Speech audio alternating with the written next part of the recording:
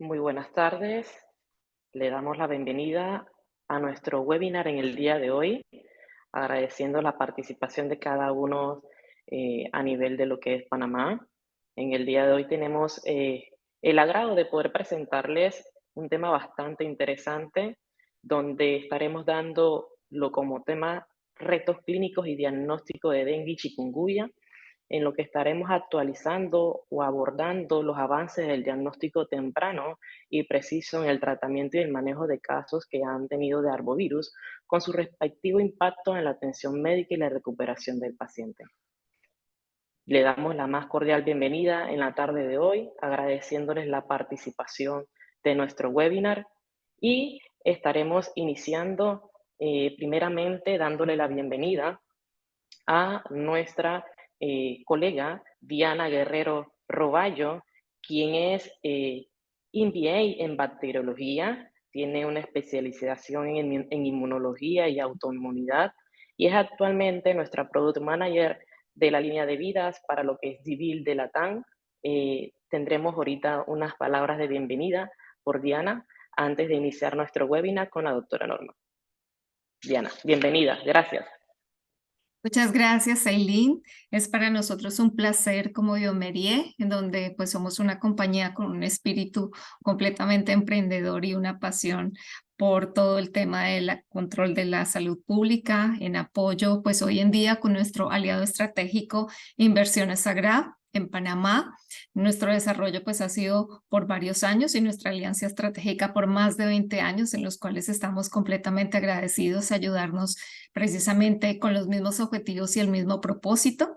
Hoy en día compartiendo con ustedes un tema totalmente actual, que es todo el tema de arbovirus en dengue, chikungunya, con la doctora Norma, precisamente una persona con una vasta experiencia en el tema, y pues a través de nuestra presencia de más de 150 países y 41 filiales en el mundo, y toda nuestra red de distribuidores que hoy compartimos muy agradablemente con Inversiones Agraf. Gracias, Aileen. A todos muy bienvenidos y espero que nos acompañen y disfruten y aprendamos todos mucho más sobre el tema actual de hoy.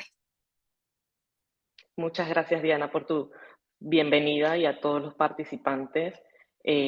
Bueno, arrancamos la parte de nuestra charla en el día de hoy, pero antes comentarle que es muy importante que agradecemos poder formular las preguntas y respuestas únicamente en el módulo de preguntas que van a encontrar en el área abajo del Zoom y que puedan encontrar solamente allí donde pueden hacer sus preguntas y respuestas, que al final de alguna duda que tengan con respecto al webinar de la doctora Norma, las vamos a poder discutir entre todos acá.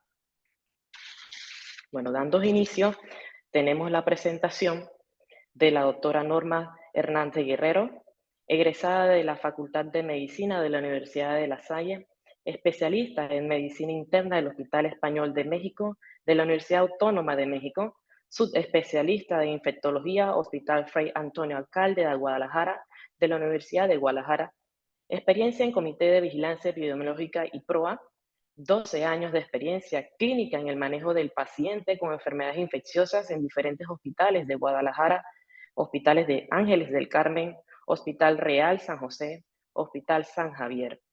Subinvestigador de la Universidad de Texas con sede en Guadalajara y actualmente es la directora médica de Biomerie para Latinoamérica. Con ustedes, la doctora Norma Hernández.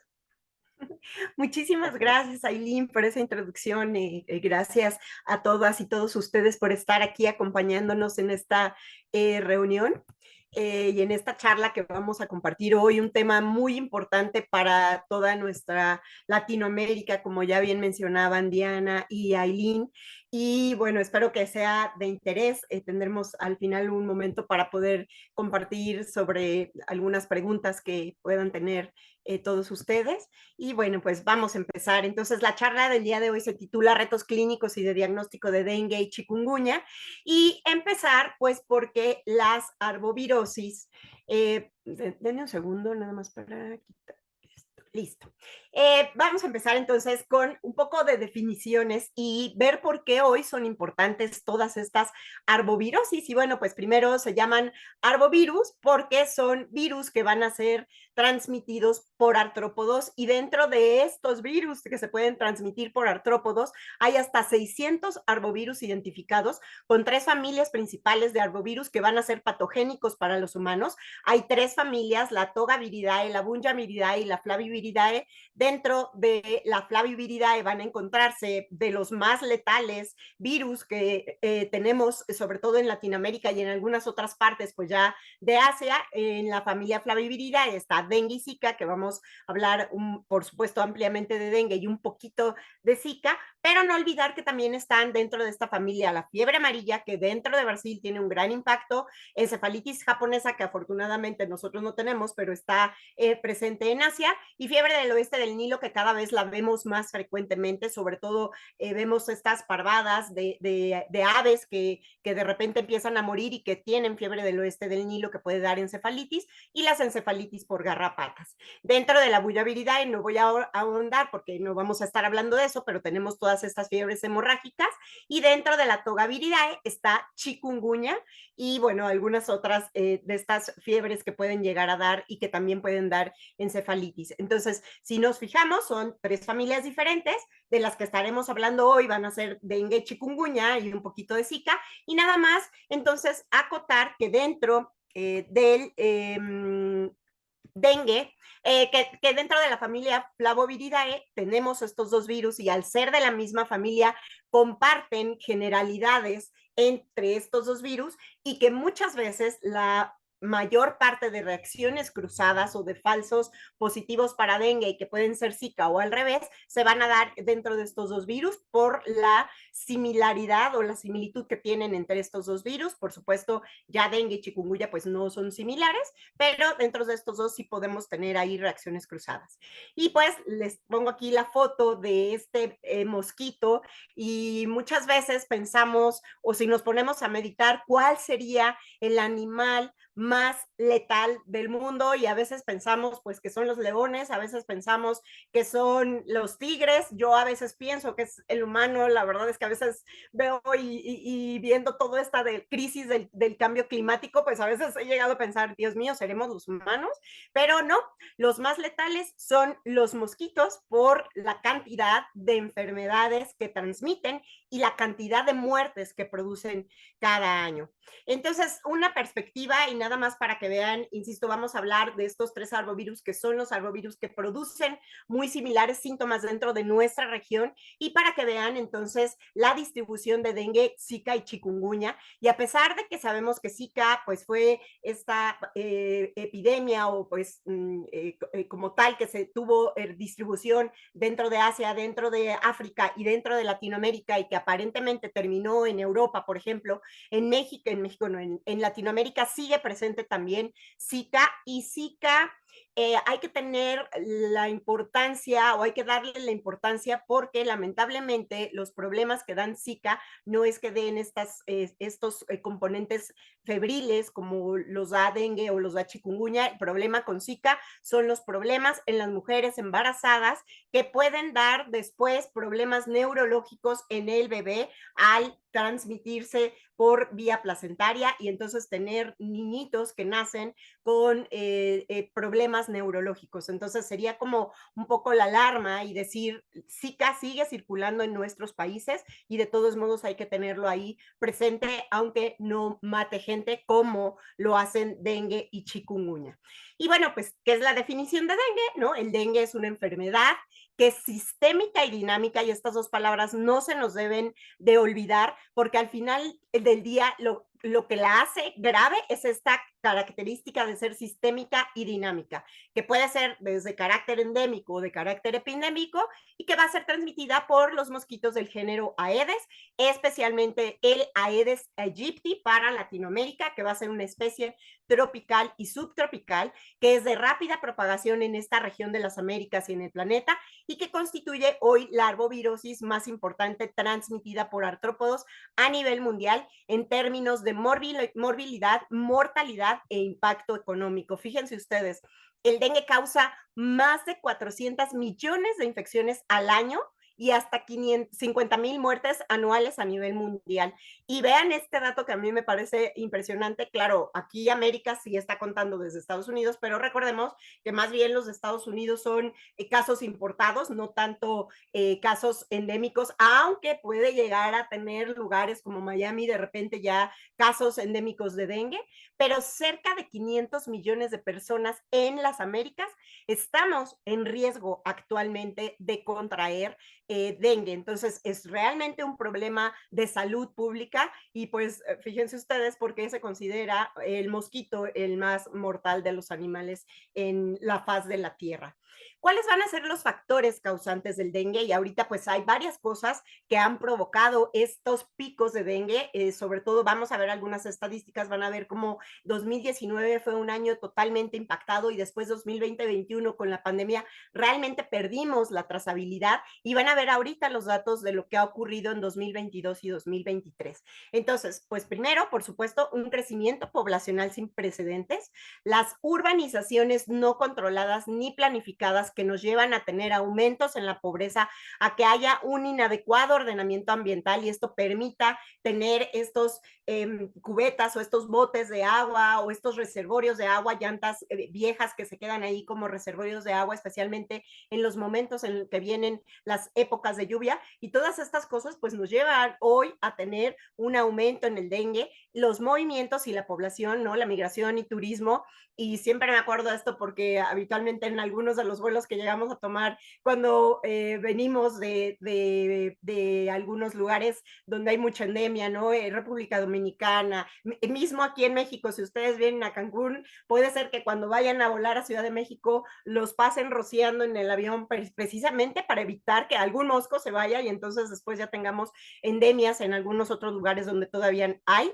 ¿Por qué? Por la última, el cambio climático. El cambio climático ha tenido también un gran impacto porque el mosco se está adaptando hoy a lugares en donde no había dengue. Entonces, también el cambio climático nos está impactando en todo esto por adaptabilidad del mosco, porque el mosco entonces, como ha cambiado el clima en algunos lugares y ya no necesita un clima tan frío, lugares donde antes eran calientes ahora son fríos, pues se puede adaptar muchísimo más fácil el mosco, entonces realmente es un problema.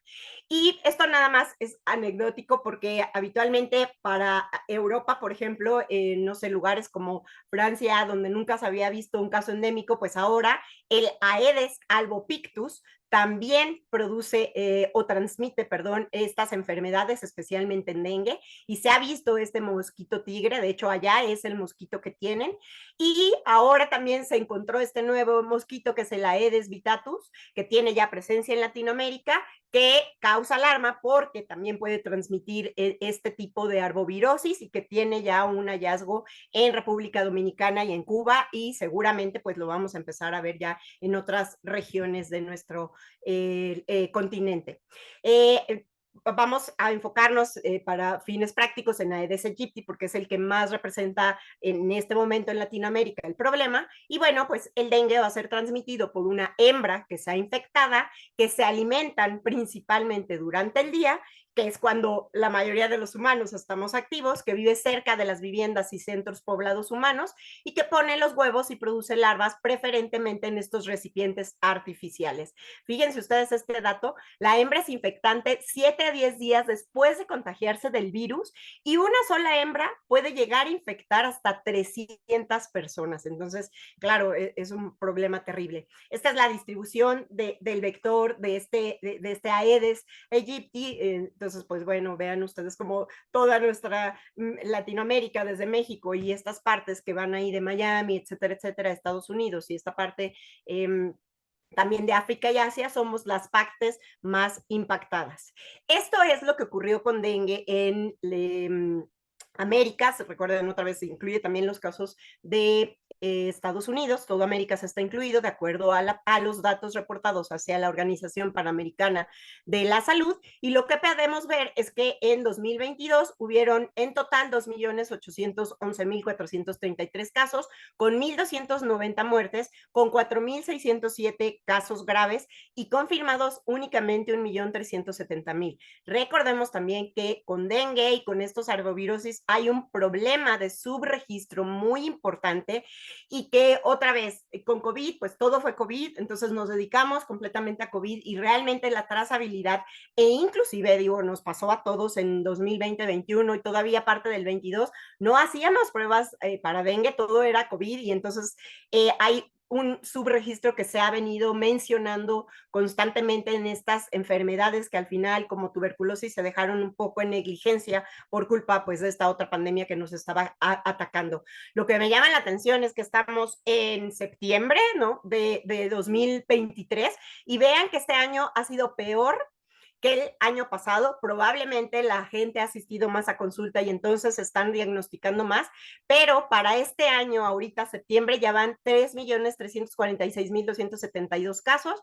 Otra vez, la mitad únicamente la mitad son confirmados, 4.500 casos severos y 1.568 causas de muerte, con todo lo que sabemos que implica un subregistro. Y para Panamá, bueno, publicación que sale en mayo del 2023, en donde nos señalan en esta fundación, que es la enfermedad que está rastreando enfermedades de viajero, etcétera, etcétera, dicen que las autoridades de salud de Panamá han notificado 1.511 casos de dengue en todo el país, 1.386 sin signos de alarma, afortunadamente, 184 con signos de alarma, y ya 7 casos de dengue grave, aparentemente sin ninguna defunción. Y los lugares donde habitualmente se ven más los casos, de acuerdo a las series que estuve ahí revisando, la mayoría eran en Bocas del Toro, y para este año aparentemente la mayoría son en estos casos que tienen que ver con Panamá Metro y Panamá Oeste, pero bueno, pues también hay muchos casos.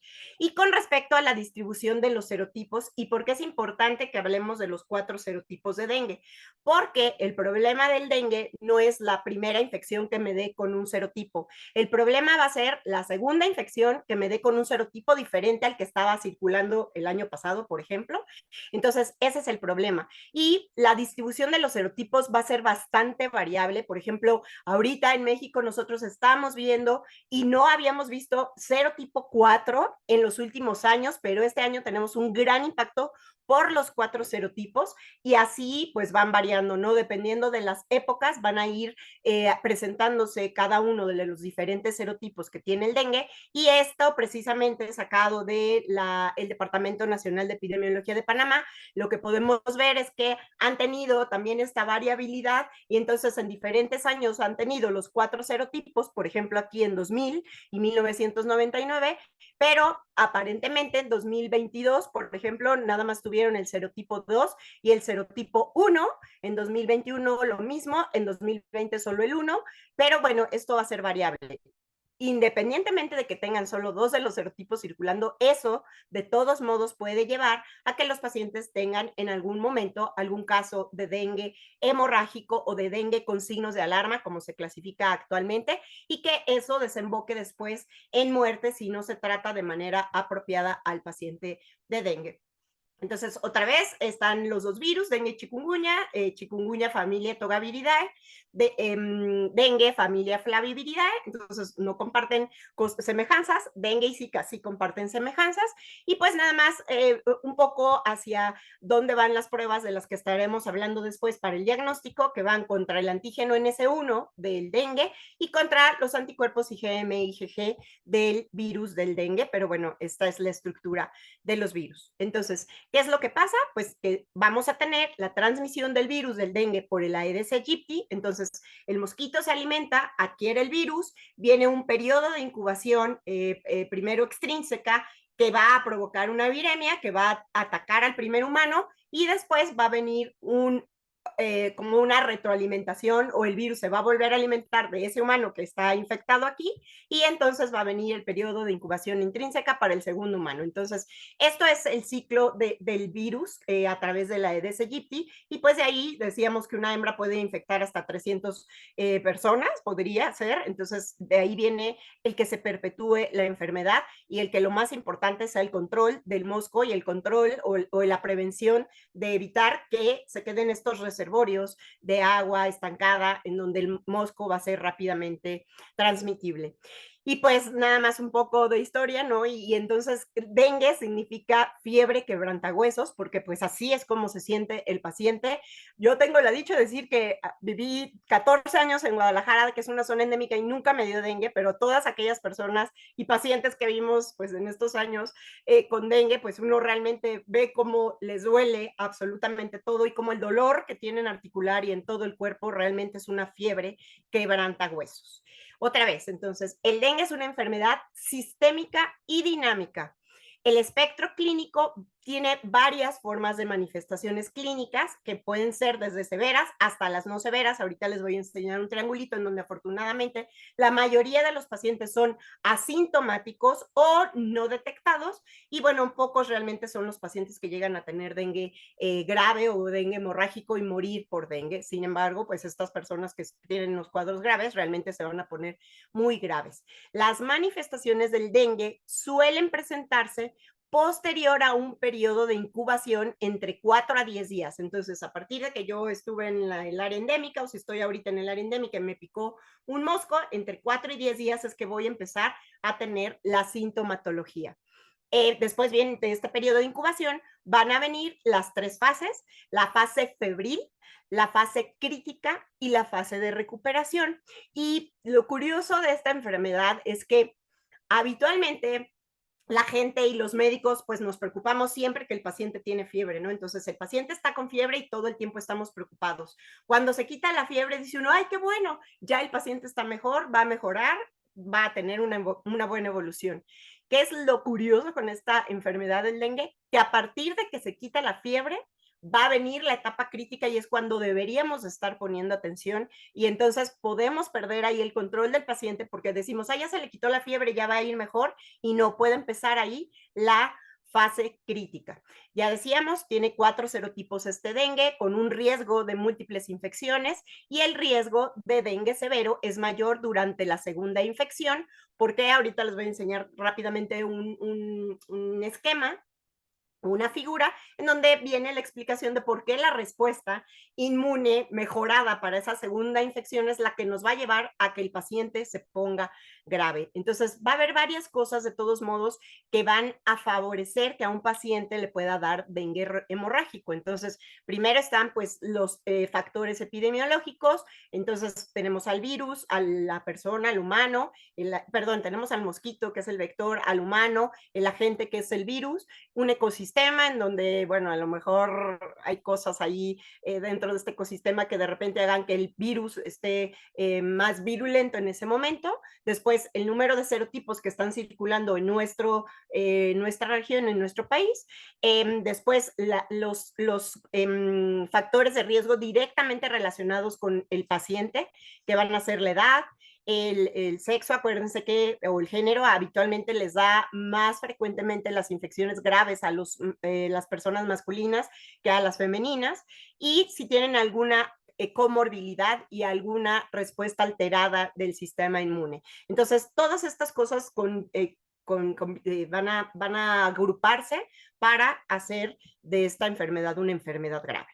Esta es un poco lo que pasa, ¿no? Con esta respuesta inmune, y cómo, vean en este esquema es mucho mejor, va a haber 2 cosas realmente que nos van a hacer que al momento de que venga la segunda infección, el cuadro sea más grave. Entonces puede ser esta respuesta antigénica, pecadora original, o una respuesta alta, dependiente de los anticuerpos que quedaron previamente de la infección por el primer serotipo. Entonces, ¿qué es lo que ocurre?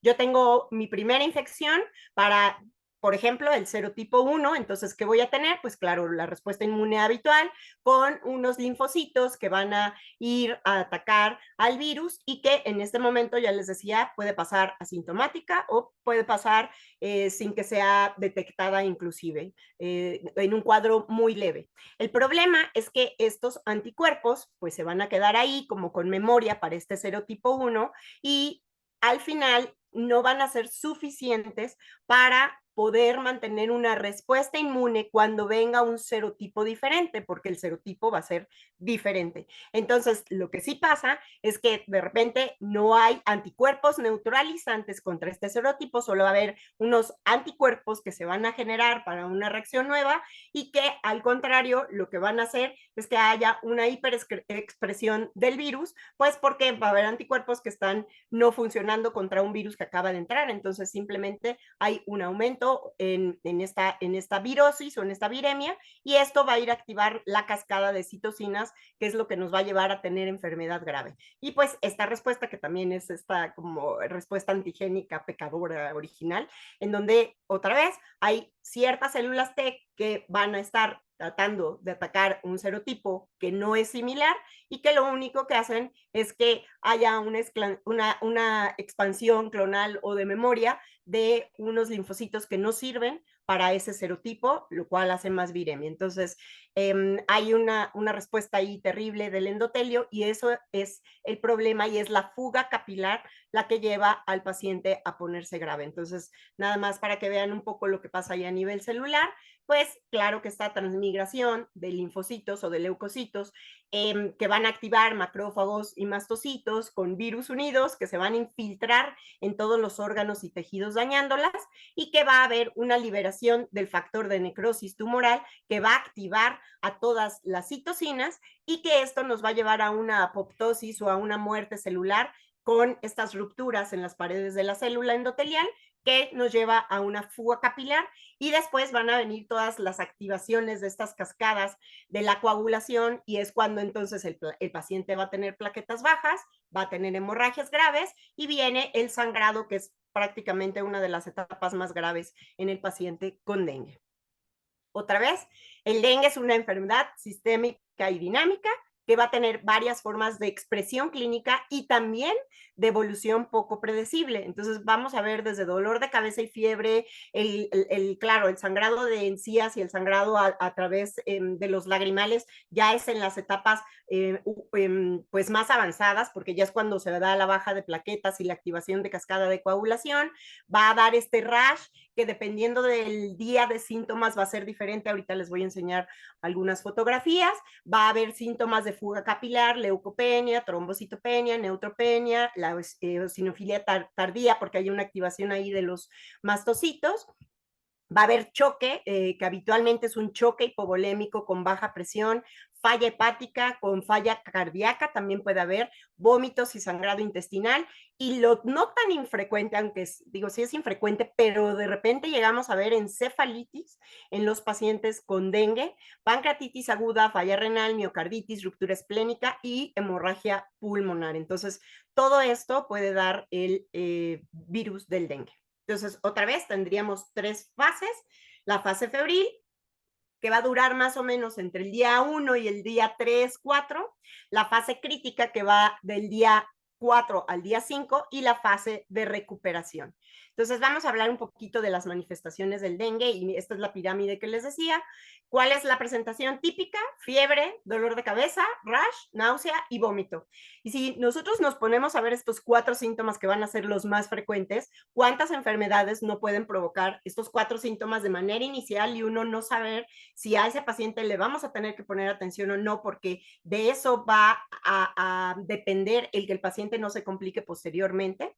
La exploración física es de poca ayuda, ya que los síntomas son muy inespecíficos y los signos de dengue severo pues van a ser más evocadores, pero estos se van a dar ya después de la fase febril. Entonces, les decía, la mayor parte van a ser asintomáticas o con síntomas muy leves.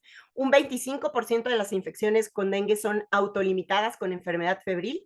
El 10% de los casos va a ser un dengue severo y 1 de cada 20 casos muere. Entonces, bueno, así va la pirámide. La Organización Mundial de la Salud, entonces, en 2009, pues para evitar precisamente todas estas muertes, lo que decidió es hacer una nueva clasificación, la clasificación en la que se clasifica al paciente en un paciente sin signos de alarma y al paciente que tiene signos de alarma. El paciente que tiene signos de alarma, de acuerdo a si tiene hipotensión, si tiene náuseas o vómitos, etcétera, etcétera, se van a ir recomendando diferentes tratamientos para poder evitar precisamente la muerte. Entonces, en lugares donde hay endemia y se ha establecido desde urgencias, por ejemplo, una sala de triage, se empiezan a evaluar todos estos signos y síntomas para ver si el paciente tiene que quedarse internado, y habrá pacientes inclusive que tendrían que pasar directamente a terapia intensiva, y lo más importante es esta fuga de líquidos, que es lo más clínicamente relevante. Lo importante de todo esto es que la mortalidad por dengue puede ser reducida casi a cero si se implementa a tiempo el manejo temprano, que va a involucrar tanto el diagnóstico clínico como el de laboratorio, para poder empezar la rehidratación intravenosa, y también tener estas salas de urgencias organizadas y con buenos estados de triage para que realmente el paciente pueda evaluarse de acuerdo a todas las complicaciones que tiene. Entonces, otra vez, la fase febril, y recuerden muy bien que las manifestaciones clínicas se presentan después de un periodo de incubación de entre 4 a 10 días. Ya después de 10 días no tiene dengue el paciente, tendrá otra cosa. La fase febril es esta fase que va del día 1 al día 3, 4, en donde el paciente es cuando está con estos síntomas de fiebre quebrantahuesos. Fiebre alta, escalofríos, dolor de cabeza, el dolor retrocular que se refiere mucho, dolor de cuerpo, mialgias, artralgias, náuseas, vómitos, etcétera, etcétera. Mucho cuidado con los niños, porque los niños aquí pueden convulsionar por la fiebre, y aquí los niños pueden deshidratarse. Va a ser menos grave la sintomatología en los adolescentes y adultos, aquí es más bien los niños. Y después viene la fase crítica. Aquí se corta la fiebre y viene el síndrome de fuga capilar. Aquí es donde tenemos que estar muy atentos en la presión arterial del paciente. Vamos a ver algunas otras cosas que nos ayudan, como el hematocrito, el ver que no tenga lesión hepática, que no tenga lesión cardíaca, etcétera, etcétera. Y por último vendría la fase pues ya de recuperación, que se daría en la semana 1 a 2 más o menos, y que el paciente pues si se recupera con buena atención y buen apoyo, en 1 a 2 semanas va a estar saliendo de este cuadro. Entonces, nada más para que lo vean más gráfico, en el día 1, 2, 3, que es la fase febril, aquí hay que mantener muy bien hidratado al paciente, y es muy importante no darle ningún tipo de analgésico no esteroideo, de ningún AINE. ¿Por qué? Pues porque se ha visto que estos AINES lo que pueden provocar son más sangrados, más deshidratación, más lesión renal. Entonces, lo único que le podemos o debemos dar al paciente cuando está en la fase febril es paracetamol. Eso deberíamos estarlo vigilando, y aquí es cuando se da el momento de mayor viremia en la enfermedad. Después del día 5 al 9 es cuando vendría la fase crítica, donde hay hemorragias, donde hay toda esta fuga capilar, donde hay choque séptico y las plaquetas bajan muchísimo, y después vendría pues ya la fase de recuperación. Y nada más para que vean algunas fotos de los rash que les decía. Este es un rash que es más eritematoso, que si uno le pone la mano al paciente se le queda marcada la mano. Pudieran empezar aquí ya las hemorragias petequiales en la conjuntiva, y vean, este paciente no le pegaron, nada más le pusieron ahí la mano encima, pero vean este rash, como nada más el paciente se pone muy rojo. Estas son las etapas iniciales. Este es el rash que se da ya como en el día 3 a 4, que empiezan a verse ya más estos puntitos que son más relacionados con fuga capilar o la baja de petequias. Esta paciente, ¿no?, que francamente tiene una hemorragia subconjuntival, pues porque ya debe de tener muy bajas las plaquetas. Y bueno, vean otra vez aquí el rash. Entonces, así es como llegamos a ver a los pacientes. Y insisto, ya después viene la fase de reabsorción y de recuperación. Pero aquí es cuando es el mayor riesgo del paciente, es cuando debemos poner más atención y darle el tratamiento apropiado para que no tenga esta fuga capilar, si hay que transfundir plaquetas, si hay que, porque está con hemorragia, etcétera, etcétera, etcétera. ¿Cuáles son las manifestaciones de gravedad que debemos de poner mucha atención entre el día 3 al día 7? Y estas son lo que nos marca la PAHO, o la Organización Mundial de la Salud: taquicardia, pulso débil, las extremidades frías, piel pálida o marmórea, el llenado capilar prolongado, la presión arterial media baja, que vomite sangre, que tenga sangrado transvaginal abundante, que esté pues ya con sangrado por el colon, sangrados en sistema nervioso central y convulsiones.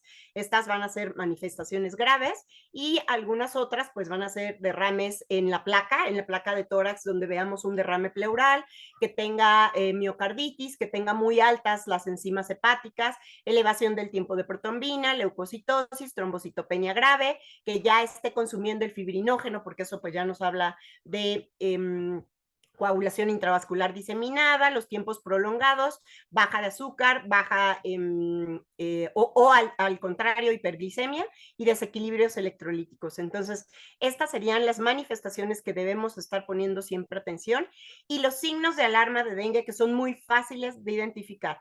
Dolor abdominal. Si el paciente al día 3 empieza con que le duele el abdomen, eso es un signo de alarma muy importante y muy temprano. ¿Por qué? Porque empezó la fuga capilar a nivel del peritoneo, y eso les va a dar mucha irritación peritoneal, como si fuera una peritonitis tal cual. Entonces, ese es un signo de alarma muy importante. Vómitos persistentes también. Si el paciente no tolera vía oral, eso es indicación de internamiento, porque lo más importante en la primera etapa de gravedad es hidratación. Ya cuando viene la acumulación de líquidos, pues ya las cosas no están funcionando bien, sangrado de mucosas tampoco, letargo, irritabilidad, hipotensión postural, el que haya crecido el vaso, y uno de los más fáciles y prácticos, aumento progresivo del hematocrito. Siempre debemos de tener biometría hemática para ver, uno, plaquetas, y dos, que se aumente un 10 a 20% el hematocrito de acuerdo al valor inicial, porque esto es igual a deshidratación severa.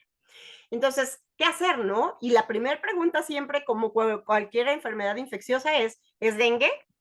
¿Por qué? Pues porque esto, fíjense, es del algoritmo de la Organización Mundial de la Salud o de la Organización Panamericana de la Salud, y ellos nos marcan simplemente algunas de las causas que pueden ser diagnóstico diferencial en un paciente que llega con estos síntomas y signos al hospital. Entonces, desde COVID-19, por supuesto, Zika, influenza, paperas, rubiola, chikungunya, riquecias. Miren que nosotros ahorita estamos con una plaga ahí de riqueciosis provocada por chinches ahí, malaria, leptospirosis, que tenemos leptospira en Latinoamérica y ha habido casos reportados ya en aumento de leptospirosis, fiebre tifoidea, por supuesto, con la cantidad de salmonelas que tenemos, hepatitis virales, fiebre amarilla, leucemia, hantavirus, en fin, hay una cantidad de enfermedades que pueden confundirse con dengue y que se deben de tratar de manera diferente, porque algunas de estas van a necesitar antibióticos. Entonces, lo más importante aquí es reconocimiento temprano, con un diagnóstico temprano,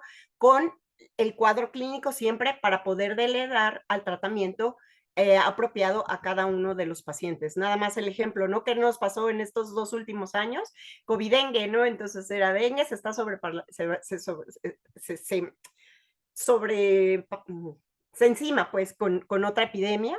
En el Ecuador, ¿no? En muchos lugares estuvimos viendo estas alarmas de COVID-dengue en nuestros viajeros, en coinfecciones inclusive, y bueno, esto nada más es un ejemplo de lo que quedamos viviendo todos los días después de dengue. Entonces, mi primer pregunta, dijimos, es dengue.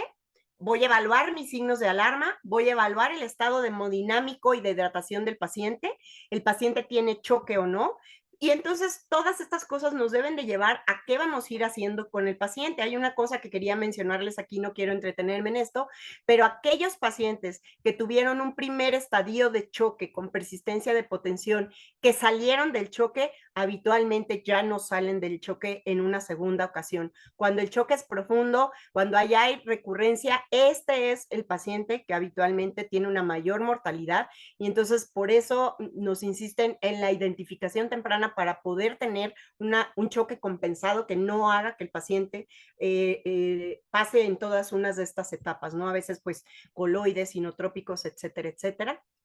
y los factores que favorecen una mala evolución, la virulencia de esta cepa infectante, la carga viral que haya recibido el paciente, las mutantes de escape y variaciones en su potencial epidémico y las reinfecciones por un serotipo diferente.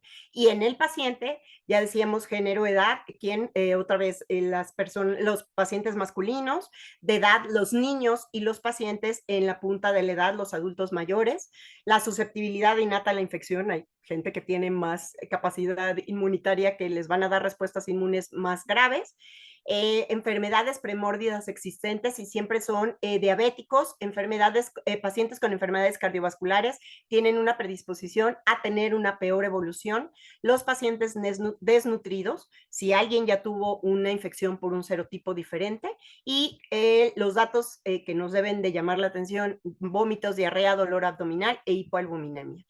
Y nada más quería ponerles estas dos, pues porque últimamente se ha visto que los pacientes van a tener miocarditis y que pueden morir por una miocardiopatía y que hagan algún tipo de bradiarritmia o algún tipo de infarto. Entonces hay que tener siempre los biomarcadores cardíacos a la mano. Y otras cosas que no debemos olvidar, hepatitis fulminante. De acuerdo a la Organización Mundial de la Salud, un paciente que tiene más de 1000 de aminotransferasas de la TGO y la TGP puede tener hasta 50% de mortalidad porque tiene riesgo de hacer hepatitis fulminante. Otras cosas que ya les decía, ¿no? Las manifestaciones neurológicas, encefalitis, encefalopatía por dengue. Yo no sé si ustedes vieron hace un mes, más o menos mes y medio, una alerta en Perú por la cantidad de casos de Guillain-Barré. Claro, no se supo, había mucho dengue, pero también había Cryptosporidium, entonces ya no supieron cuál fue, pero bueno, hay que tenerlo en cuenta. Mielitis transversa y desde mono a polineuropatías, síndromes hemofagocíticos y falla renal, que es menos común, pero que también se puede dar en todos estos pacientes con dengue. Entonces, ¿cuál sería mi algoritmo de sospecha? Y siempre, como siempre decimos, siempre la clínica con el laboratorio van a ser el conjunto perfecto. Entonces, tengo mi dengue, primero veo, ¿tiene signos de alerta o no tiene signos de alerta? Si no tiene signos de alerta, lo puedo mandar a su casa con hidratación oral y únicamente tratamiento con paracetamol para la fiebre, no se les puede dar ninguna otra cosa. Si tiene algún factor de riesgo o algo más asociado, entonces probablemente se tenga que referir a este grupo B2 para que esté en observación. Pero si ya tengo signos de alerta o signos de alarma, se tiene que empezar la hospitalización con la hidratación intravenosa, y si tiene dengue severo, pues por supuesto tiene que estar en un hospital de alta complejidad para que pueda tener acceso a una terapia intensiva. Y siempre tomar los datos epidemiológicos de cómo esté circulando en ese momento el dengue.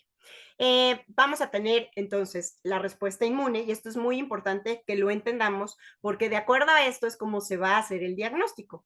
Tenemos que tomar en cuenta que la primera cosa que yo voy a tener manifestada al momento de tomar una muestra de un paciente con dengue va a ser el antígeno NS1 que veíamos en la molécula del virus del dengue. Entonces, durante los días 0 a 6, 7, lo que voy a tener circulando va a ser NS1. A partir del día 4, 5 más o menos, va a empezar la producción de IgM. El problema es que la IgM puede quedarse hasta 21, 40 días circulando, y que, bueno, pues a veces no va a ser tan sensible si el paciente ya tiene 20 días de evolución, ¿no? Y la IgG que empieza a producirse ya a su mayor pico más o menos por ahí del día 7, 8, es cuando viene también el pico de la IgG. Y tener en cuenta que cuando tenemos una segunda infección, el comportamiento no va a ser igual. Entonces, en una segunda infección, de hecho, el NS1 puede quedar más corto, a veces a lo mejor hasta en 1 o 3 días, y la IgM también puede ser una elevación muy rápida con un descenso muy rápido, y lo que más voy a tener es IgG, porque recuerden, el paciente ya había tenido, y aunque los anticuerpos no fueron lo suficientemente neutralizantes para eliminar al serotipo 2, 3, 4 o al que no le haya dado, sí es para provocar una respuesta rápida para anticuerpos IgG. Entonces, esto es lo que debemos de tener en cuenta para una segunda infección o una infección secundaria. ¿Qué dice la PAHO? ¿Qué dice la Organización Mundial de la Salud? Que deberíamos estar haciendo, si el paciente tiene menos de 5 días junto con síntomas, PCR Y lo que primero deberíamos de hacer es PCR para dengue, si está negativo, Zika, por el impacto que puede tener pues, en una embarazada, por ejemplo, o PCR para chikungunya. Entonces deberíamos estar buscando por PCR si el paciente tiene menos de 5 días de que empezó con los síntomas. Y si tiene ya más de 6 días, entonces tendría que ser con una ELISA o una inmunofluorescencia para IgM. Este es un algoritmo un poco más completo en el cual nos van a incluir igual a PAHO la presencia de los síntomas y ellos han agregado ahora a estos algoritmos la presencia también de antígeno en S1 con PCR o de antígeno en S1 con IgM o la combinación de IgG e IgM de acuerdo al momento en el que esté el paciente. ¿Por qué tenemos que hacer estos algoritmos? Y siempre acompañados por el cuadro clínico y bueno, todas estas pruebas que ya dijimos que van a servir, el hematocrito, las plaquetas, los tiempos de coagulación, el fibrinógeno, etcétera, etcétera, y tener una prueba confirmatoria por esto. Y vamos a hablar un poco del desempeño de pruebas rápidas en comparación con ELISA. Les voy a mostrar un par de estudios. Este es un estudio que se realizó en Asia en donde tienen una cantidad mayor, de hecho, que nosotros, incluyendo Brasil, de pacientes con dengue. Y lo que quiero traer su atención es las pruebas rápidas, que son estas pruebas de cartucho, versus las pruebas de ELISA, la variabilidad que tienen y la sensibilidad que pueden llegar a tener dependiendo, ¿no? Por ejemplo, aquí está NS1 y aquí tenemos ELISA, entonces ellos hablan de sensibilidad desde el 100%, pero vean esas pruebas rápidas de cartuchito, 42%, 57%, 64%. Para IgM, otra vez, un ELISA 90, 80, pero las pruebas rápidas 38, 41, 48, alguna esta performó muy bien o tuvo un rendimiento bueno, pero hoy lo que debemos de ver es realmente en mi país, en mi institución, en mi laboratorio, qué prueba estoy haciendo y sobre todo acotar que las pruebas rápidas, su desempeño es muy variable y que en general van a tener mucho menor sensibilidad y también sensibilidad, pues, valor predictivo positivo versus las pruebas de ELISA. El mejor performance, por supuesto, siempre va a ser la combinación de un IgM con un NS1, con un antígeno NS1, 95%, pero en las pruebas rápidas, ni aún aunque traigan en el cartuchito la IgM, el IgG y el NS1, llegan a tener buenos rendimientos. El mayor rendimiento es cuando traen los tres y dependiendo de la marca, porque bueno, por ejemplo, esta marca, vean ustedes, 77%. Entonces, hoy siempre, pues como que es la invitación tanto de PAHO, porque PAHO mismo nos dice lo ideal es tener ELISAs o estas pruebas de inmunofluorescencia y que tenemos que pensar en que están todos estos arbovirus circulando al mismo tiempo en nuestros países. Este es un estudio del doctor Castellanos, que hicieron en Cali, en una región de Colombia, y lo que él nos quiere enseñar y nos quiere transmitir es que a veces creemos que todo es dengue. Estos son pacientes que habían llegado al servicio de urgencias con cuadros febriles, pacientes pediátricos, y vean ustedes cómo únicamente el 6% tuvo dengue. De hecho, el 41% de ellos tenía chikungunya y el 36% tenía la coinfección por dengue y chikungunya, que hoy se ha relacionado la combinación o la coinfección de dos arbovirus con cuadros graves, especialmente en el paciente pediátrico, en el paciente adulto mayor. Y otra vez, ¿no? Nada más revisar siempre cuál es nuestro performance. Por supuesto, pues una PCR tiene muy buen rendimiento, con sensibilidades muy altas, pero no todos tenemos a la mano las PCRs. Entonces, ¿qué nos quedan? Pues siempre tener las pruebas de ELISA apropiadas que nos permitan tener los diagnósticos y nada más para que vean cuáles eran los síntomas con los que habían llegado estos niños a los servicios de urgencias, ¿no? Desde rinorrea, rash, fiebre, debilidad, dolor abdominal, problemas cardiopulmonares, cefalea, en fin, vean todos los síntomas y cómo la mayoría de ellos tenía esta coinfección de dengue, chikungunya o tenía chikungunya solo.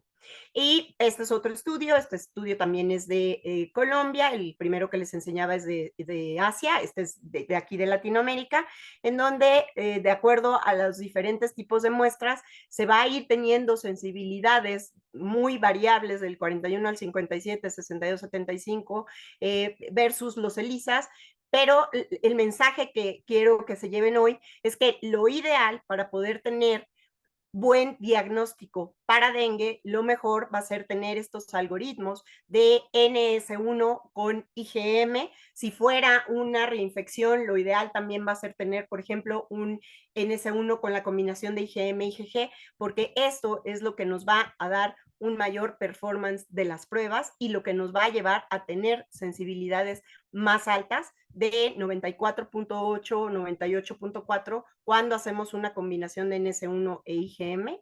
Aquí otro estudio también de la doctora Coronel, en donde vemos que el performance siempre va a mejorar, incluyendo también pruebas rápidas, pero pues lo ideal va a ser tener pruebas confiables con ELISAs que tengan buenos valores predictivos positivos. Y aquí una tablita para la interpretación. Entonces, si yo tengo un NS1 positivo, pues lo más probable es que sea un dengue primario en los primeros días de la enfermedad. Si solo está el IgM, es un dengue otra vez agudo. Si tengo un IgG, es dengue pasado, o dengue secundario, o sea, una segunda infección de dengue, o es el segundo caso. Si estamos con IgM, IgG positivos, probable dengue primario o un secundario de acuerdo al número de días que tenga el paciente sintomático. NS1 más IgG, dengue secundario. NS1, IgM, probable dengue primario. Y bueno, si todos están negativos, de todos modos, siempre hay que tener la sospecha. Entonces, esto sería el cuadrito. De hecho, este cuadrito viene de la guía que tienen ustedes publicadas para Panamá, para el diagnóstico de dengue, que me pareció muy bonito. Y ya nada más para terminar, les voy a dar 2 palabras de chikungunya. ¿Por qué? Porque hay que tenerlo de todos modos en cuenta, porque hay pacientes en los que es muy crítico saber si el paciente tiene chikungunya. Ya lo vimos en la serie de casos de Colombia con los pacientes pediátricos. Muchos de ellos tenían chikungunya y estaban con cuadro grave. Y nada más otro poquito de historia. El nombre chikungunya deriva de una palabra en Makonde, que es el idioma que se habla en el sudeste de Tanzania y el norte de Mozambique, y significa, a grandes rasgos, aquel que se encorva, y describe la apariencia inclinada de las personas que padecen la característica dolorosa de artralgia. Es decir, está el dolor que provoca chikungunya en el paciente adulto, que tienen que encorvarse para poder caminar y que no les duela todo. Entonces, chikungunya, les digo, a veces creemos que no hay, pero sí hemos mencionado que hay un subdiagnóstico, un subreporte de dengue. No les explico en chikungunya, y a mí me pasó ahora que estaba dando la charla de México. Este es un mapa más generalizado, pero en el otro mapa que tenemos, resulta que aquí en Guatemala hay chikungunya y de Guatemala para arriba se supone que no hay. Pues no, claro que no, no tenemos un registro y no estamos haciendo seguimiento diagnóstico de los casos. ¿Por qué?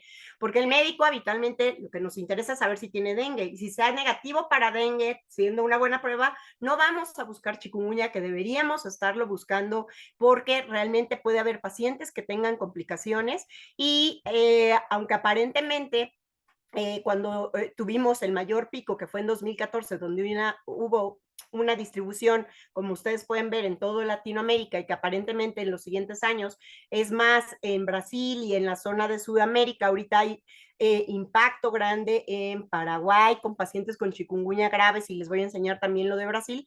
Pero bueno, seguramente que lo que nos está pasando más bien es que no estamos haciendo como tal diagnóstico ni un seguimiento apropiado, pues como nos pasa con dengue. Esto es lo que reporta el APAJO para 2022, que hubieron 273,000 casos con 138,000 confirmados. Y bueno, si ustedes se fijan en la presentación clínica, pues es la misma que la de dengue. Entonces, no tenemos manera de diferenciarlo hasta que el paciente se pone mal y saber si el paciente lo que tiene es dengue o chikungunya. La fase sintomática es de 7 a 10 días, y las personas con enfermedad grave son los recién nacidos, sobre todo aquellos que están infectados al momento del nacimiento, los adultos mayores de 65 años, y otra vez personas con afecciones médicas como diabetes, hipertensión, enfermedad cardíaca.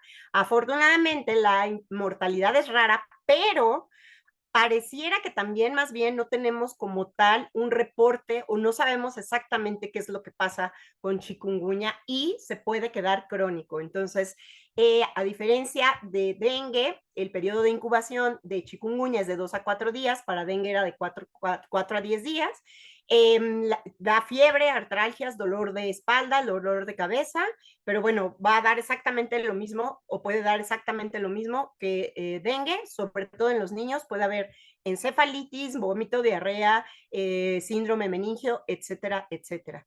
Y esto es para que vean estos dos estudios que se hicieron en pacientes neonatos infectados que tenían entre 3 a 7 días de vida. Los signos más comunes: fiebre, rash, edema, pero tuvieron hemorragias intercerebrales, estatus epilépticus, insuficiencia multiorgánica, y hubo 25% de estos neonatos que requirieron ventilación mecánica, y el 50% de los pacientes que sobrevivieron tuvieron secuelas neurológicas. Entonces, realmente es importante hacer diagnósticos, sobre todo en los niños. Y bueno, este es otro estudio que se hizo en este lugar que se llama La Reunión, en donde hasta el 60% de los pacientes quedaron con artralgia recurrente por 36 meses, imagínense ustedes. Entonces, no es menor tampoco. Y ya enseñarles este estudio de Brasil, en donde ellos vieron 100 casos que habían fallecido, a los cuales tenían sospecha de chikungunya, y de los cuales 68 efectivamente tenían activa la infección por chikungunya. De esos 68, 39 tenían síntomas neurológicos y les encontraron en el líquido cefalorraquídeo el virus activo, y lo que vieron es que venían de linajes que habían entrado de África y otro linaje que había entrado de Asia. Así es que, otra vez, la globalización pues es lo que nos lleva. Y vean entonces todas las complicaciones que al final del día puede dar chikungunya, que son muy similares a las que da dengue. Así es que no hay manejo para ninguna de estas dos enfermedades. Ya decíamos, ¿no? Es la hidratación, es el estar evaluando todas las complicaciones. Para chikungunya, lo ideal también es paracetamol. El problema es que con paracetamol no se les quita el dolor. Entonces, si no se les quita el dolor, aquí sí pudiéramos dar los analgésicos no esteroideos, pero otra vez, ¿cómo voy a saber si con seguridad le puedo dar un AINE o no? Si el paciente a lo mejor sí tiene dengue y yo estoy ahí con la duda. Entonces, bueno, pues el paciente puede quedarse con dolor. ¿Cuál sería el diagnóstico de chikungunya? También ya lo veíamos en este algoritmo de la PAHO, pues sería con PCR si es menos de 6 días, y más de 6 días tienen que hacerse pues ELISA para evaluar IgM e IgG. Es lo que se puede evaluar para este paciente. Y otra vez, pruebas. Este es un estudio de Brasil en donde incluyeron o hicieron una evaluación o una revisión de todas las pruebas que había, y lo que ellos encontraron es que habían, ¿cómo se dice?, registrado, ¿no?, 23 pruebas rápidas de chikungunya con una variabilidad o sensibilidad del 20 al 100%, la variabilidad era del 33%. O sea, hoy puede haber una prueba rápida que sea muy buena, pero en general tendríamos que tener la evidencia para saber que realmente es correcta o no. ¿Qué es lo más importante? La prevención. Si no hay mosquitos, no hay dengue, no hay zika, no hay chikungunya. Entonces tenemos que hacer todo lo de usar ropa protectora, los ¿cómo se dice? Repelentes de mosco, eliminar los lugares donde se pueda quedar el agua, y la vacunación. Hoy hay vacuna para el dengue.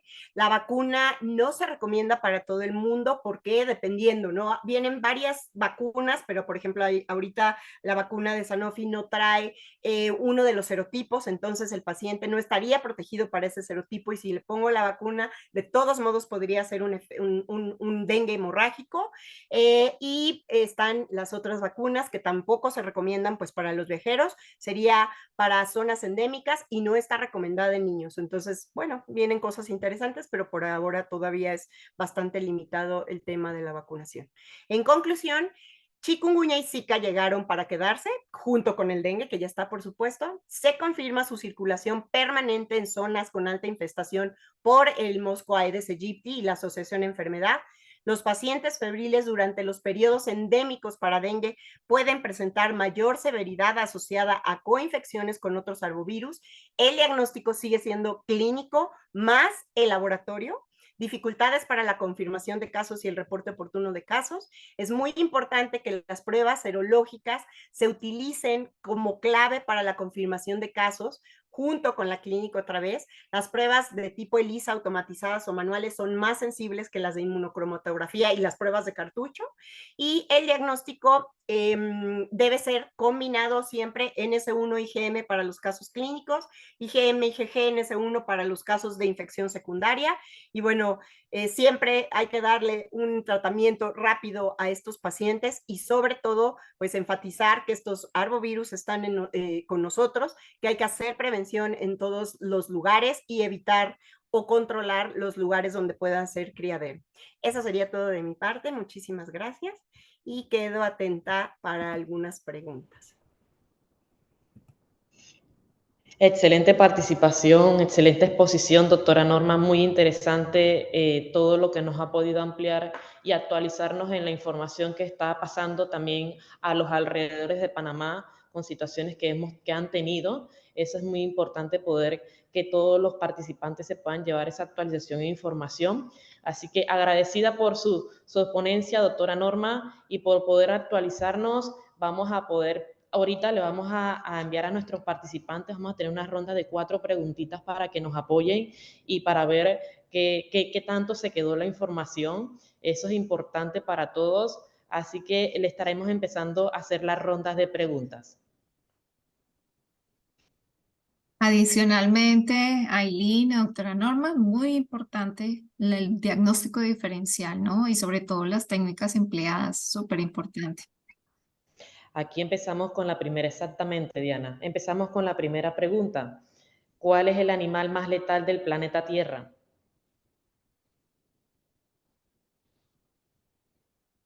Fácil. Wow, doctora, tenemos que un 85% prestaron muy atención, es el mosquito. Estamos súper bien.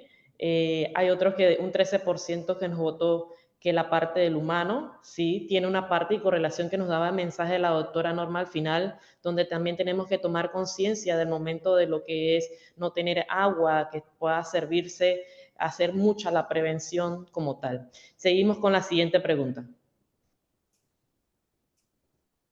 Hay 4 serotipos de dengue y al infectarse por alguno de ellos, dice, se genera inmunidad compartida para los 4, sin embargo, es temporal, incluido el serotipo infectante, con lo cual un ser humano puede infectarse por dengue en múltiples ocasiones. Opción B, se producen anticuerpos que no generan inmunidad, de ahí se genera el gran problema de reinfecciones constantes en zonas endémicas.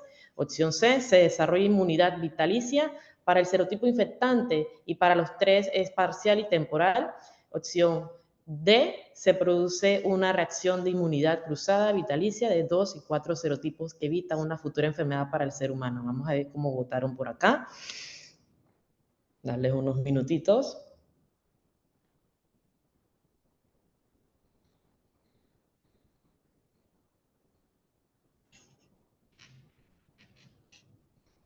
Ok, doctor, aquí tenemos un 41% donde se producen, dice que se producen anticuerpos que no generan inmunidad y de ahí se genera el gran problema de reinfecciones constantes en zonas endémicas. Pero sabemos, ahí nos puede aclarar, doctora Norma, la respuesta. Claro, la verdad es que la mayoría contestó la correcta, entonces efectivamente hay que recordar que no, que se genera, no, de hecho no, perdón, se desarrolla inmunidad vitalicia para el serotipo que nos acaba de infectar, pero no nos va a desarrollar, o por lo menos en los segundos 2 o 3 o 4 meses no nos vamos a reinfectar de los otros serotipos. Nos vamos a reinfectar el año que viene por el siguiente serotipo porque no nos da inmunidad para los demás serotipos. Entonces, perdón, la respuesta correcta es: se desarrolla inmunidad vitalicia para el serotipo infectante y para los otros 3 solo es muy temporal. Nos vamos a reinfectar por los 2, 3, 4, dependiendo de qué serotipo nos haya infectado en la primera vez. Entonces, esa sería la respuesta correcta. Es muy importante que a todos nos quede claro eso. Excelente, doctora. Vamos a ver la siguiente pregunta. Un caso. Acude a urgencias un paciente que refiere haber estado en una zona endémica de dengue hace 3 semanas y que en las últimas 48 horas debutó con cefalia, fiebre súbita, rinorrea, odinofagia, dolor de oído, tos, astralgias y mialgia severa. Usted como parte del personal médico de la unidad lo atiende y sus consideraciones son: la opción A, manifestaciones clínicas del dengue presentarse posterior a un periodo de incubación entre 4 y 10 días, por lo que se descartaría la enfermedad. Opción B, el periodo de incubación en este caso es adecuado, sin embargo, el dengue no suele tener manifestaciones respiratorias. Y opción C, avisa a la unidad epidemiológica y esto puede ser siendo un caso de dengue. Vamos a ver cómo están las votaciones.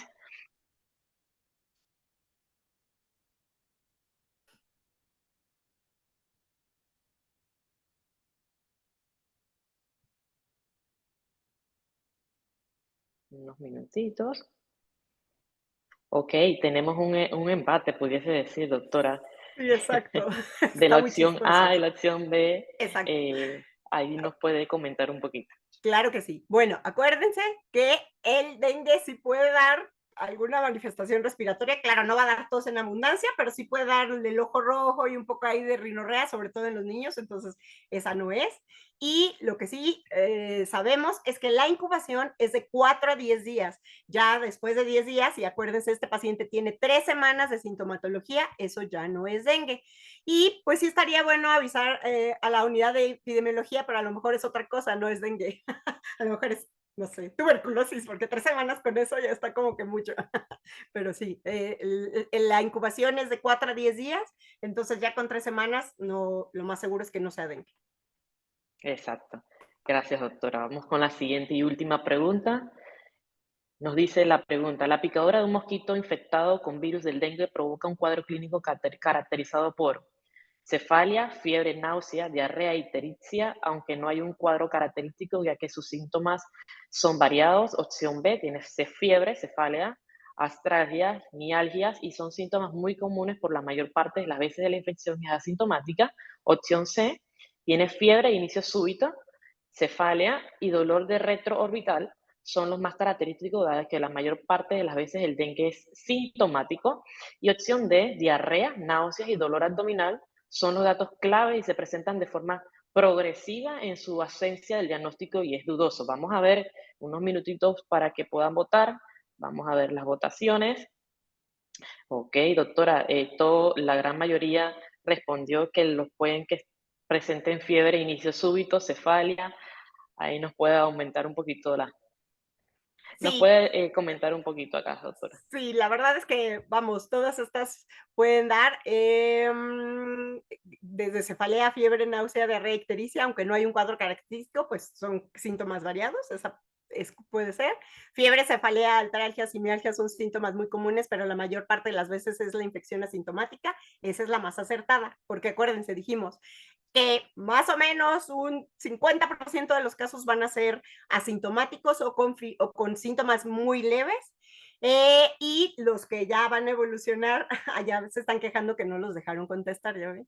Eh, la mayoría van a ser asintomáticos, pero en cuanto a la característica de los síntomas, contestaron muy bien porque todos esos son síntomas. Entonces, nada más recordar que afortunadamente la mayoría de ellos son asintomáticos o con síntomas muy leves. Excelente, gracias, doctora. Sí, las preguntas iban excelente, pero bueno, por lo menos tenemos una presencia de la audiencia que han podido, con los puntos que usted nos compartió de información, poder participar. Así que muchas gracias, doctora Norma, y nuevamente de parte de toda la empresa de Inversiones Sagradas, agradecerle por habernos apoyado con este webinar. Yo voy a presentar un momentito antes de cerrarnos con las soluciones que tenemos actualmente en Panamá.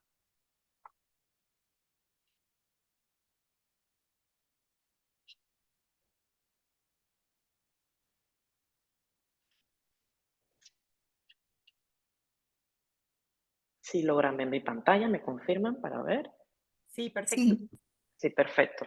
Bien, y dentro de las soluciones que tenemos actualmente en Panamá, como bien lo comentó la doctora Norma, nosotros actualmente tenemos una base instalada bastante interesante en Panamá con 237 equipos instalados. Tenemos una presencia a nivel nacional de lo que es la plataforma o la familia Vidas, en lo que es la Caja de Seguro Social, el MINSA y el privado, donde podemos tener presencia y pueden utilizar la prueba como solución de lo que es dentro de sus laboratorios como bien lo comentó la doctora, poder tener un diagnóstico en el laboratorio preciso de lo que es respecto a, ya si no contamos con una PCR, poder hacerla con pruebas que nos puedan ayudar, como lo bien lo comentó la doctora, como lo que tenemos nosotros actualmente en Sagraz.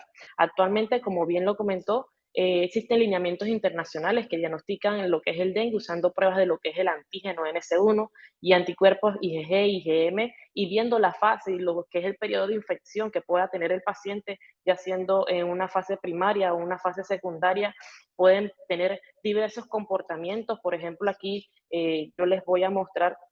Está el paciente número 1 con infección aguda, que puede ser que tenga antígeno positivo, IgG, IgM positivo, pero el IgG está negativo. Es un paciente que está en una fase primaria, que está entrando. Un paciente 2, que puede ser que tenga el antígeno NS1 esté negativo, pero los anticuerpos esté positivo. Es un paciente que esté empezando con una infección posaguda, que es en lo que es la infección primaria. Y un paciente número 3, que puede presentarse con los tres, lo que es tres valores, que es antígeno y anticuerpo, esté positivo el paciente, esté marcando lo que es la sintomatología, y esto ya para lo que es la parte clínica es una infección secundaria y un dengue completamente grave.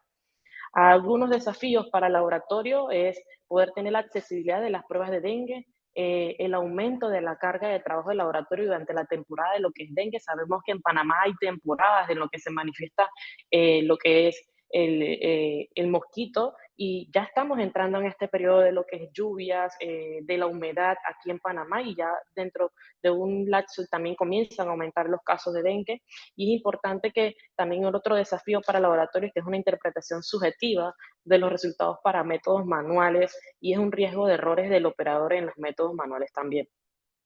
Dentro de las ofertas, nosotros tenemos dengue. Ya Dios primero, próximamente ya tendremos la solución de chikungunya. Estamos en un proceso de lo que es internamente aquí en Panamá, como bien conocemos todos, que es el proceso de registro sanitario. Ya pronto tengamos la prueba de chikungunya, que también va a ser una solución disponible dentro de la plataforma de la familia Vidas, y que van a poder manejar tanto en el mini Vidas, en el Vidas y el Vidas 3. Siendo así, las pruebas dando una solución que viene en presentación de 60 pruebas, van a poder manejar sueros, no requieren de realizar ni un pretratamiento previo de la prueba, y las calibraciones, esto va a ser costo efectividad para cada uno de sus laboratorios, de que van a calibrar cada 56 días el test. De igual manera, la prueba que estamos registrando de chikungunya es de anticuerpo IgG e IgM, y viene en presentación de 30 test, y también va a tener una calibración de 56 días. Los sistemas Vidas, sabemos y los conocemos muy bien aquí en Panamá, es una excelente calidad analítica, tienen resultados completamente confiables, que ha sido aprobado por más de 30 años en el mercado a nivel, lo que es a nivel internacional. No existen mermas en lo que es el uso de la prueba. Es una prueba, un paciente, un resultado, sin problemas de calidad de agua, sin riesgo de contaminación cruzada con otros arbovirus con respecto a las pruebas de los dengue. Fácil de aprender de usar, sin complejos esquemas de calibración estable hasta los 56 días. Tienen presentaciones fáciles de almacenar, de unos 60 y 30 tiras, que va a ser para lo que es las pruebas de chikungunya de anticuerpos, y con amplias caducidades que van a tener dentro del kit. Es un equipo completamente robusto, que no van a tener que descomponer para utilizar. Dentro de las pruebas confiables y estandarizadas ya tenemos, y como muy bien lo comentó la doctora Norma, tenemos lo que es la detección del NS1, teniendo un nivel de sensibilidad muy importante de un 96.4%. Esto nos lleva, que nos lleva a ser que es un porcentaje general de concordancia, y aumentando así el nivel de sensibilidad comparado con otros test. Lo que es las pruebas de anticuerpos de IgE, IgM, la IgM es una buena especificidad de interferencias endógenas, y lo que aunado de lo que es el porcentaje general de concordancia de estas dos pruebas de IgG e IgM tiene un 91.9%, y como lo comenté hace unos minutos, no hay reactividad cruzada con la prueba de chikungunya, con Zika, con fiebre amarilla, con malaria, que aquí en Panamá actualmente se han aumentado mucho los casos de malaria también. Bueno, esto es lo que yo le tenía por acá. Muchas gracias. Y vamos a la ronda de preguntas. Tenemos unas preguntitas por acá, doctora Norma. A ver, por aquí me pregunta la licenciada Giselis Caballero.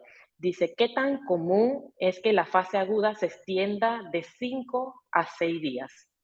Sí, muchas gracias por la pregunta. Eso va a depender qué tan grave y qué tanta respuesta inmunogénica tenga el paciente. Afortunadamente no es lo común, pero pudiera haber algún porcentaje de pacientes en los que sí se extienda esta fase aguda de extravasación y que el paciente a partir de ahí pueda caer en choque séptico. Entonces no es lo común, pero puede llegar a darse algunos casos en los que el paciente persista con fiebre, pero ya empiece con datos de fuga capilar y empiece con datos de choque. Entonces, sí pudiera presentarse. Ok, gracias, doctora Norma. Por acá tenemos otra pregunta, es de el licenciado Etner Victoria. ¿Cuál es su recomendación sobre las pruebas de IgM e IgG en conjunto con el NS1 antígeno dengue en combo en un laboratorio de urgencias? Sí, la verdad es que, gracias otra vez por esa pregunta. La verdad es que lo que hoy se está viendo con las guías y además en nuestros países en donde somos endémicos, en donde es bien difícil saber si el paciente puede estar con un cuadro secundario, lo ideal sería tomar las 3 pruebas. ¿Por qué? Porque otra vez, va a haber un paciente que nos va a decir, yo tuve dengue el año pasado y bueno, si el paciente ya nos dice, yo tuve dengue el año pasado, tuve dengue hace 10 años, 10 meses o hace 2 años, entonces a ese paciente lo ideal será tomarle NS1 con IgG.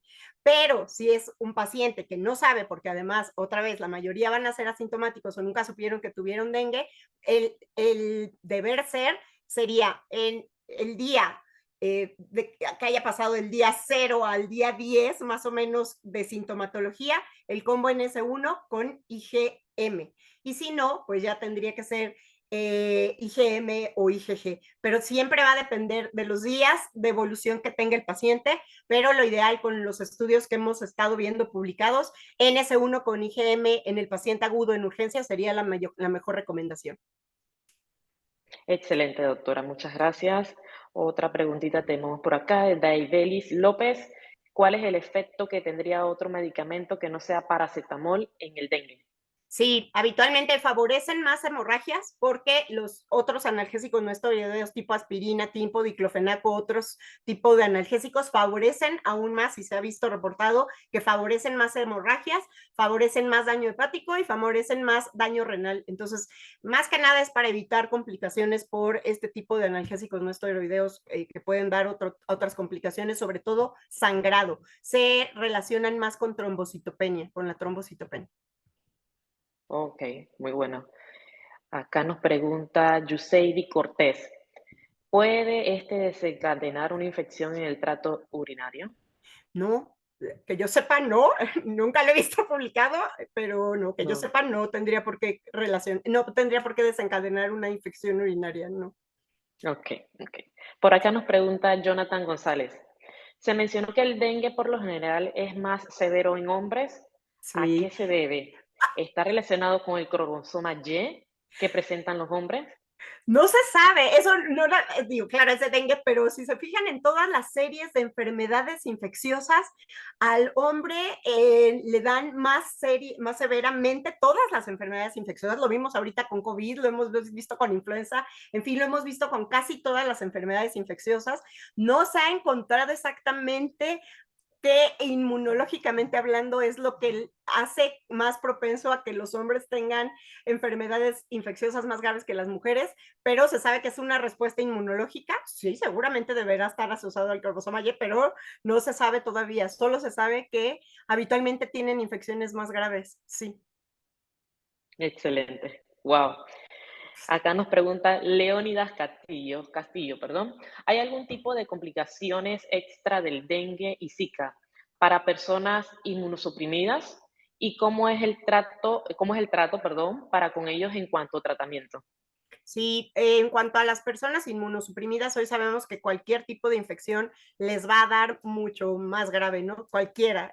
desde una influenza, desde otra vez COVID, perdón que vuelva COVID, pero estamos otra vez con pico de COVID. Vamos, todas las infecciones al paciente inmunosuprimido le van a dar mucho más graves porque pues perdieron toda esta respuesta, sobre todo si son hemato-oncológicos o trasplantados.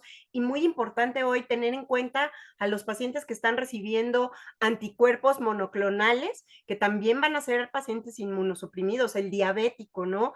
Por toda esta pérdida de la activación linfocítica por los niveles de azúcar, pero todas las infecciones, todas les van a dar más graves también a los inmunosuprimidos. Y para este tipo de pacientes lo único que queda es reconocimiento temprano para poder evitar las complicaciones y darles tratamiento de soporte en lo que termina toda esta cascada inmunológica y de citocinas para que puedan salir adelante. Excelente, doctora Norma. Bueno, no tenemos más preguntitas por acá. Bueno, queda más que agradecerle, doctora Norma, por la excelente ponencia. Tenemos muchas en el chat de la excelente exposición. Agradecerle también a los participantes por el tiempo y pueda ser de ayuda lo que es la información que se les ha compartido en el día de hoy. Y bueno, queda más nada que agradecer de parte de Inversiones Sagradas y Biomerie de poder haber dado este webinar en el día de hoy. Feliz noche.